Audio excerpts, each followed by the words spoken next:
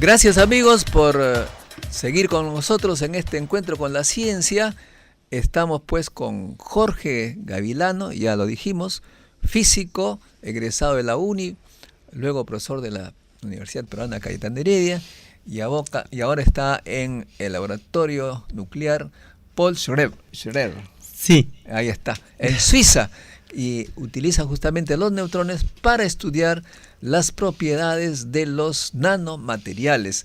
Vamos a conversar primero en qué consiste, cuál es el principio según el cual los neutrones nos permiten estudiar la estructura de los materiales. Muy bien. Muy simple porque... Por supuesto. No. Sí, voy a tratar de... Bueno, o sea, el experimento se puede resumir en lo siguiente. Supónganse que ustedes tienen una hija o un hijo que tiene 4 o 5 años, le dan un reloj, digamos un Rolex bien caro, y le dicen: mi pequeño o mi pequeña, ¿podrías hallar qué es lo que hay adentro? Entonces probablemente el niño o la niña va a estar moviéndolo un rato, y si no encuentra ningún sonido es un poco aburrido y lo va a tirar al suelo. Y si lo tira muy fuerte, no, van a salir las partecitas del reloj, van a salir hacia afuera. Bueno, o sea, habría que decir, esa es una manera de hallar lo que hay adentro. Bueno. Es una manera muy creativa. Una manera destructiva. Sí, pero de alguna manera esa es la base de muchas técnicas relacionadas que se llama scattering o difusión, creo, ¿no? Difusión de partículas. O sea, nosotros lo que tenemos es una muestra, digamos nuestro reloj. No lo tiramos al suelo, pero más bien tiramos en ellos unas balas pequeñitas que puede ser luz, como en el caso de Raman, o pueden ser neutrones, o pueden ser protones, pueden ser electrones, y después se detecta qué es lo que sale. Es una manera como de... Una especie de sonda, ¿no es cierto? Es una especie de sonda. O sea, usted le tira algo a su muestra y mira lo que sale. Y ese es la famosa técnica de scattering, que creo que se llama difusión, ¿verdad? Dispersión. Y sí. Claro, el primer científico que hizo este tipo de experimentos es pues el señor Rutherford, ¿no es cierto? Ernst Rutherford. Exactamente. Y lo hizo con partículas alfa, que bombardeó una laminita de oro, y de esa manera descubrió que el oro no era compacto, sino que estaba compuesto de átomos prácticamente vacíos, porque los átomos, si hacemos una comparación con nuestro mundo, si el núcleo atómico tiene 1 metro de radio, con digamos una cosa de nuestro tamaño, el siguiente, y ahí está prácticamente toda la masa, el siguiente núcleo de 1 metro estaría por barranco, o sea 200 kilómetros. O sea que lo que a nosotros nos parece la materia compacta, pues él descubrió que en realidad es prácticamente vacío, ¿no? Exacto. Es una sonda que ahora después con alfa, después se utilizó neutrones y otro, como tú lo has señalado. Muy bien, y en tu caso usas neutrones. Primero, sí. La fuente es muy importante. ¿De dónde vienen tus neutrones? Bueno, o sea, hay 2 tipos, o sea, 2 técnicas bien diferentes para formarlos. Uno de ellos es utilizando los productos que salen de reactores nucleares, ¿no? Y hay otro que se llama espalación. Ahí lo que se hace es, se aceleran protones. Es fácil de acelerar porque tienen carga. Y se aceleran los protones y se les dispara ese haz de protones contra un núcleo bien pesado, como por ejemplo, no sé, imagínense, podría ser uranio, podrían ser otros, y de ahí salen los neutrones. O sea, el núcleo absorbe los protones, se vuelve inestable y revienta. Y revienta. De ahí salen, muchos neutrones. neutrones. Sí. Y esa es la manera que utilizamos en el Pauli Scherrer. Para obtener neutrones. En este caso son neutrones pulsados. Sí, es cierto, pero lo llamamos casi continuo. Continuo. Porque, digamos, la pulsación es bien rápida, ¿no? Muy bien, muy bien. Entonces ya sabemos, amigos, que primero si queremos hacer un estudio con neutrones o con cualquier otro tipo de radiación, hay que tener una fuente de radiación. Eduardo nos explicó que a Raman la fuente fue el sol, interesante, natural. Jorge usa pues una máquina muy compleja ahí de espalación. Sí, de espalación, ¿no? Es exacto. Que hace reventar el uranio y salen allí los neutrones. Y luego, claro, se tiene que escoger, los neutrones salen prácticamente en toda dirección, se tiene que escoger un rayo de neutrones. ¿Cómo lo hacen? Bueno, o sea, tienes razón, o sea, los neutrones que salen tienen una distribución de energías y el promedio es bien, bien alto. Sería bueno para hacer experimentos de física nuclear, pero eso no nos interesa. Queremos estudiar realmente la materia condensada. Entonces, hay que bajarle la energía. Una manera de ello es, por ejemplo, metiéndolo en un líquido de agua pesada. Tiene que ser agua pesada, no agua normal. Agua normal es... Porque el agua normal más bien absorbe los neutrones. Exacto. Justamente le vuelve el agua liviana, la vuelve pesada, pero ya no hay neutrones. Ya no hay neutrones, ese es el problema. O sea, hay que utilizar, digamos, agua pesada. Y nosotros tenemos muchos metros cúbicos de agua pesada. Que es toda una materia para obtener el agua pesada. Sí, en fin, pero sigamos. Y está más o menos a una temperatura bajísima.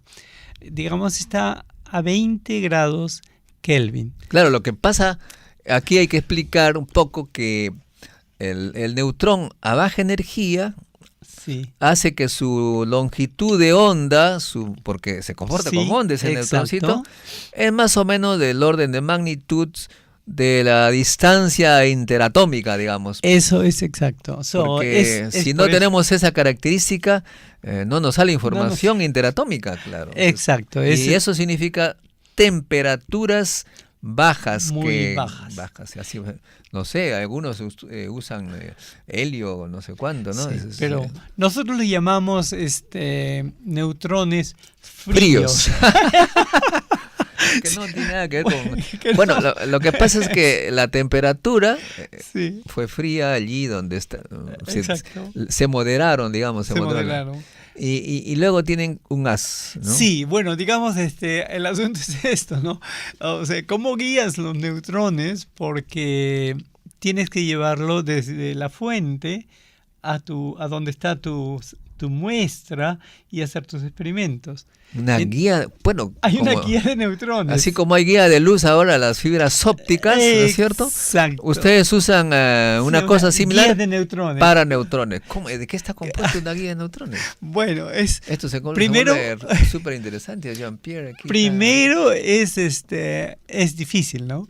Pero, por suerte, el neutrón que no tiene carga tiene un momento magnético chiquitito. O sea, es un imancito. Un imancito, sí. Un imancito, exacto.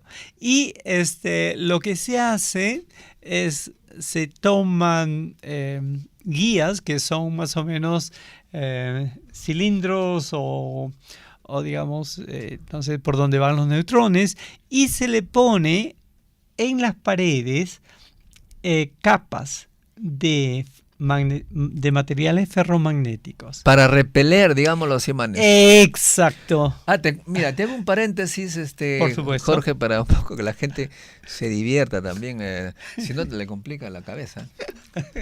Nosotros en el curso de ciencia, de enseñanza de ciencias y de investigación que hemos tenido la semana pasada y que lo dictamos todo el tiempo, dicho de paso, aquellos interesados envíen un correo electrónico a modesto_montoya@yahoo.com y ahí programaremos de acuerdo a las posibilidades y a la cantidad de alumnos. Te cuento, entonces ahí lo que hicimos es lo siguiente.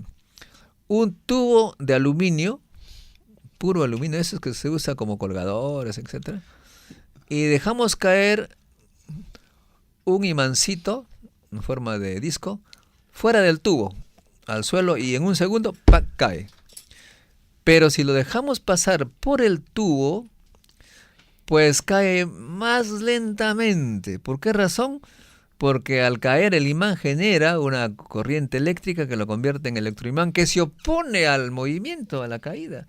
De modo que los imancitos son repelidos por un imán que se contrapone a ellos, ¿no es cierto? Entonces ustedes hacen lo mismo, ponen un imancito por todo lado para que el imancito protón no ingrese, entonces se desvíe de acuerdo a como ustedes quieren. O sea, llevan a varias decenas de metros. Sí, quisiera hacer un remarque a lo que tú has hecho. Lo has dicho muy bien. Es la iteración magnética. De alguna manera la interacción magnética parece débil, pero no es. No. Imagínense, paran trenes. Si usted tiene unos trenes inmensos que vienen a alta velocidad, la mejor manera de frenarlos es con frenos magnéticos, que es exactamente, o es el mismo procedimiento que Modesto estuvo explicando en el caso del imancito con el tubo. Ah, caramba. Sí, y además también, se utiliza para muchas cosas. Sí. Incluso, ahora hay trenes que flotan, digamos, que levitan, ¿no? Y que levitan. Y también son frenados y acelerados por la misma magnética. En Alemania me parece que ya existe alemanes que levitan y que viajan pues a 300 kilómetros por hora, una cosa así, ¿no? Casi 500. Ya casi como avioneta. Sí, son casi como avioneta. Está en la mitad entre un tren. Creo que estamos yendo a un mundo totalmente fantástico. Sí. O sea que, volviendo a las guías, tú llevas estos neutrones que son imancitos. Incluso lo haces curvar, ahí es tu... Sí, un poquito se puede curvar, ¿no? Sí. Y así, finalmente, como un rayo, ¡plum!, llega a tu muestra. La muestra, exacto. Ahí viene la otra parte, Jorge, que te quería preguntar. ¿Cómo preparas una muestra? Porque supongo que no pongo así nomás, pongo ahí mi muestra. Tiene que haber toda una preparación. Bueno, digamos... Dependiendo qué material estudias, ¿no es cierto? Sí, dependiendo de qué material estudias. Por ejemplo, la gente que está estudiando magnetismo o, digamos, esta superconductividad, por supuesto necesitan imanes también para la muestra, para polarizar la muestra, o criostatos para bajar la temperatura, pero otro de eso no se necesita más. O sea, se necesita a veces ¿cómo llamamos? Un single crystal, ¿cómo decimos nosotros?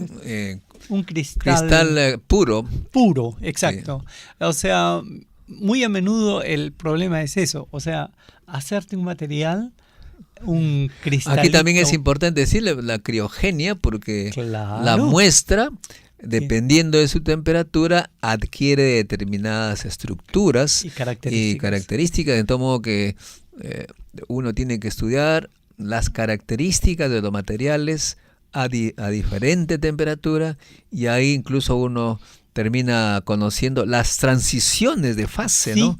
Exacto. ¿Qué pasa cuando pasa determinada temperatura? Una cosa extraordinaria. Jorge, entonces, en este tiempo, por ejemplo, ¿qué tipo de muestras estás estudiando? Bueno, primero debo decir de que la investigación usando neutrones es bien vasta. Quizás de algunas pautas en la charla del 24, pero mi especialidad, lo que yo investigo realmente, son dos tipos de materiales. Uno es la superconductividad y el otro es el magnetismo. Especialmente, debo decir, tradicionalmente se esperaba que el magnetismo y la superconductividad compitan y se repelan, ¿no? Mientras que en nuevos materiales uno encuentra de que eso no es cierto, no pasa siempre. Los enemigos se vuelven amigos y los amigos se vuelven enemigos. Así es de que hay muchos materiales donde para existir superconductividad se necesita el magnetismo. Es increíble, pero eso es lo que pasa. Un premio Nobel de hace unos 3 años, ganado por un alemán y un francés, la magnetoresistencia gigante. Sí, esa es una de las cosas que... digamos, que tiene una aplicación formidable, pues eso permite leer los CDs, los discos duros, una cosa impresionante, como un fenómeno que aparentemente es interesante, pero caray, básico, de repente hace una tecnología que le llaman ahora disruptiva, ¿no? Sí, es cierto. Ese es interesante porque la mayoría de ustedes habrá visto, por ejemplo, las bombillas eléctricas o quizás las cocinas eléctricas, y saben ustedes de que tienen ahí una resistencia, le pasan una corrientita y a eso tiene cierta resistividad, y de acuerdo a eso, bueno, o emiten luz o emiten calor, y bueno, parece interesante. Pero lo que ha pasado es de que esa resistencia puede ser tremendamente afectada por ciertas condiciones externas.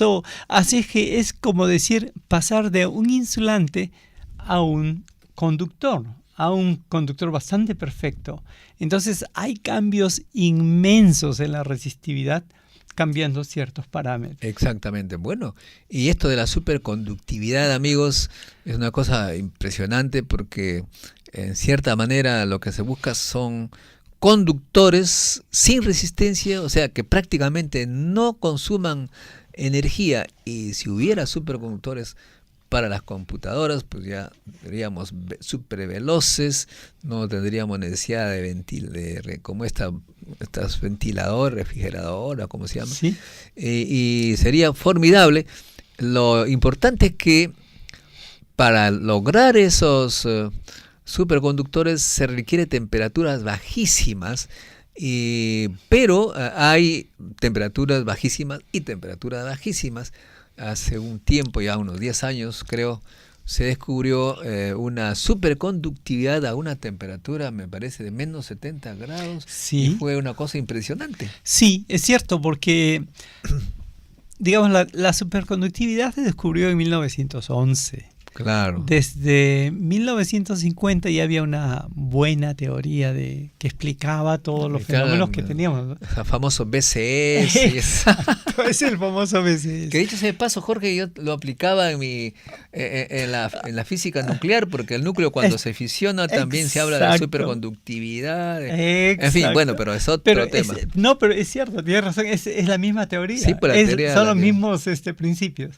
Bueno, el asunto es de que si ustedes comprenden cómo funciona esa teoría, basado en cosas bastante generales, uno puede estimar límites, ¿no? O sea, ¿cuál es la máxima temperatura crítica que se podría esperar? Y resulta que eso sale más o menos 40 Kelvin. 40 Kelvin. No es más, 40 Kelvin. Menos 200 y algo grados, 230 grados. 230. Pero una cosa, sí. Aunque dicho sea de paso, por Washington la temperatura está llegando. No, pero mucho más alto. Sí, claro. Pero lo interesante es de que ese estimado ha permanecido en la comunidad científica por décadas. Claro. Entonces uno siempre decía, bueno, podemos aumentar la temperatura crítica, pero ya sabemos dónde vamos a llegar y no podemos pasar de eso. Y pero después, la práctica a veces sorprende a la teoría, ¿no? Exacto. O sea, hace 20 años cuando se descubrió la llamada High TC Superconductivity, significa la superconductividad a altas temperaturas críticas.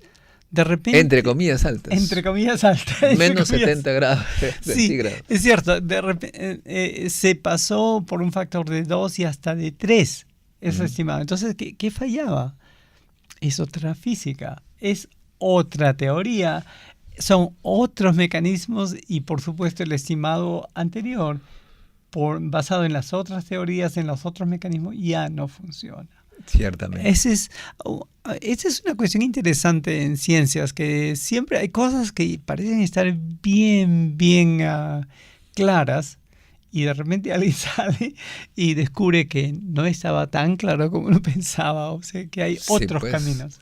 Claro, y esto es interesante porque realimenta los cerebros teóricos y se ponen allí a salir nuevas cosas que hacen avanzar la física. Jorge, un asunto interesante todo lo que tú haces, y esto lo vas a decir con mucho más detalle en la conferencia Uso de neutrones en el estudio de nanomateriales el 24 de febrero a las 6 de la tarde en la Universidad Ricardo Palma, auditorio Ricardo Palma. La Universidad de Ricardo Palma está promoviendo conferencias de alto nivel internacionales.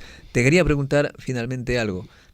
Hace un mes más o menos se ha inaugurado una universidad nueva, se llama UTEC. Es una universidad de mineros. Yo siempre digo, como dice, hay que pensar mal y acertarás, ¿no? Lo que pasa es que la educación se ha convertido ahora en un negocio. Sí. Y claro, antes la gente invertía en bancos, en minas. Estos mismos inversionistas ahora están invirtiendo en educación. Un banco se compró una universidad. En lugar de quitarnos la plata a través de los bancos, ahora lo hacen a través de la educación. Está muy bien, me parece bien. Y los mineros han hecho una universidad que es la universidad más cara en lo que ofrecen ingeniería. Bueno, eso está, todo es permitido, pero un propulsor de esta universidad comenzó a echar, como dicen, barro a la uni, ¿no? Va a reemplazar a la uni, que ya fue como dicen. Bueno, ya fue, pero imagínate, si tú cobras unas pensiones de exorbitantes, pues será una universidad para ricos. Yo he enseñado a ricos, la mayoría de los cuales, pues, un medio más un tercio igual a 6. No, pues, la calidad está en la selección del alumno, y la uni sigue, me parece a mí, y varias universidades estatales siguen siendo en eso fenomenales, porque se tienen los chicos más inteligentes, no los más platudos, pero los más inteligentes. Tú mismo, ¿en qué colegio estudiaste, Jorge? Bueno, yo vengo de un nivel económico que diríamos la clase media baja, ¿no? O sea, yo no hubiera podido ir a esas universidades privadas. A esa universidad. Afortunadamente existía la uni, que creo que nos cobraba casi cero, no me acuerdo si recordaba algo, pero tenía profesores, y seguramente los tiene todavía, sensacionales, gente dedicada a la ciencia, ¿no? Modesto también estuvo trabajando y hemos estado... Estamos, sí. Hemos estado... ¿Y tú tuviste oportunidad entonces de intercambiar experiencias en la Universidad de Columbia con otros estudiantes? ¿Cómo te comparabas, digamos así, con ellos? ¿Eran genios? Los gringos son súper inteligentes, más inteligentes que los estudiantes peruanos. ¿Cómo es? Bueno, habría que decir dos cosas. A ver. Primero, como peruano, egresado de la uni, no me sentía que algo me faltaba. Yo creo que habíamos tenido una promoción muy buena con profesores que habían puesto tiempo personal, probablemente no pagado, para educarnos más. Entonces, esa gente realmente hay que sacarse el sombrero. Esa gente cambió mi vida, y creo que han cambiado la vida de muchos muchachos de ese entonces. Ya no somos, claro, no somos supuesto, sí. Pero salimos de las arenales de Chimbote, sí. En mi caso, tú del Callao. Callao, del Yauca, de James, ¿no? Sí, de James. Y estamos contentos porque hemos adquirido conocimientos en el mundo entero muy interesantes.